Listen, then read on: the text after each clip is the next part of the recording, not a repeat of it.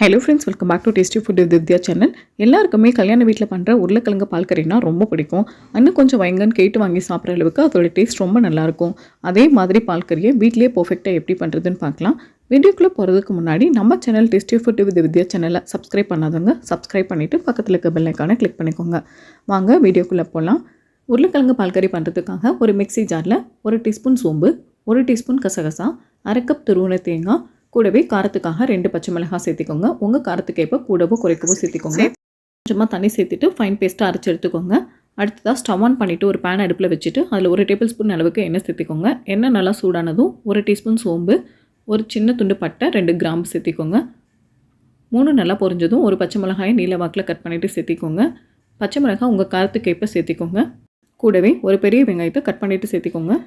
வெங்காயத்தோட colour change அளவுக்கு நல்லா வதக்கி விட்டுக்கோங்க. நம்ம காரத்துக்காக எக்ஸ்ட்ரா எந்த மசாலாவும் சேர்க்க போகிறதில்ல, பச்சை மிளகாய் மட்டும்தான் சேர்க்க போகிறோம். வெங்காயம் நல்லா வதங்கினதுக்கப்புறமா 1.5 டீஸ்பூன் அளவுக்கு இஞ்சி பூண்டு விழுது சேர்த்துட்டு இஞ்சி பூண்டோட பச்சை வாசனை போகிற அளவுக்கு நல்லா வதக்கி விட்டுக்கோங்க. இஞ்சி பூண்டு விழுதோட பச்சை வாசனை போனதுக்கப்புறமா ஒரு சின்ன சைஸ் தக்காளியை கட் பண்ணிவிட்டு சேர்த்திக்கோங்க. பெரிய சைஸ் தக்காளியாக இருந்தால் 1/2 தக்காளி சேர்த்திக்கோங்க. தக்காளி அதிகமாக சேர்த்தா இந்த ரெசிபி நல்லா இருக்காது. தக்காளி நல்லா சாஃப்டாகிற அளவுக்கு வதக்கி விட்டுக்கோங்க. தக்காளி நல்லா வதங்கினதுக்கப்புறமா ஃப்ரெஷ்ஷான பச்சை பட்டாணியாக இருந்தால் உரிச்சிட்டு 1 கப் சேர்த்திக்கோங்க. அப்படி இல்லைன்னா காஞ்ச பச்சை பட்டாணியை 8 மணி நேரம் ஊற வச்சுட்டு சேர்த்திக்கோங்க.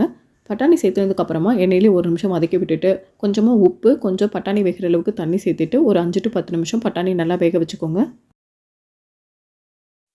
இப்போ பட்டாணி நல்லா வெந்துருச்சு. இந்த ஸ்டேஜில் நம்ம அரைச்சி வச்சுருக்கிற தேங்காய் பேஸ்ட்டை சேர்த்திக்கலாம். தேங்காய் பேஸ்ட்டை சேர்த்துட்டு நல்லா மிக்ஸ் பண்ணி விட்டுருங்க. தேங்காய் பேஸ்ட்டு சேர்த்துனதுக்கப்புறம் ரொம்ப நேரம் கொதிக்க வைக்கக்கூடாது. ஜஸ்ட் ஒரு கொதி வந்ததும் வேக வச்சு கட் பண்ணி வச்சுருக்கிற உருளைக்கிழங்கு சேர்த்திக்கலாம். ரொம்ப நேரம் கொதிக்க வச்சோன்னா ஒரு மாதிரி எண்ணெய் பிரிஞ்சு டேஸ்ட்டே டிஃப்ரெண்ட்டாக இருக்கும். நான் 1/2 கிலோ அளவுக்கு உருளைக்கிழங்கு நல்லா வேக வச்சுட்டு தோல் நீக்கிட்டு கட் பண்ணி எடுத்து வச்சுருக்கேன். அதை சேர்த்துட்டு ஒரு மத்து இல்லைன்னா கரண்டி வச்சு ஒன்றும் பாதியமாக உருளைக்கிழங்கு மசிச்சு விட்டுக்கோங்க.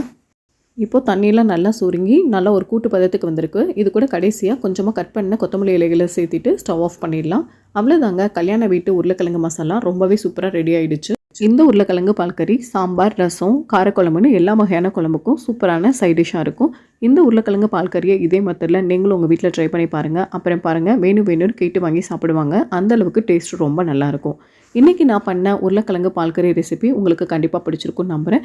இந்த ரெசிபி உங்களுக்கு பிடிச்சிருந்ததுன்னா டேஸ்டி ஃபுட் வித் வித்யா சேனலை சப்ஸ்கிரைப் பண்ணுங்கள், லைக் பண்ணுங்கள், உங்கள் ஃப்ரெண்ட்ஸ் அண்ட் ஃபேமிலியோடு இந்த வீடியோவை ஷேர் பண்ணுங்கள். தேங்க்யூ ஃபார் வாட்சிங். Bye by.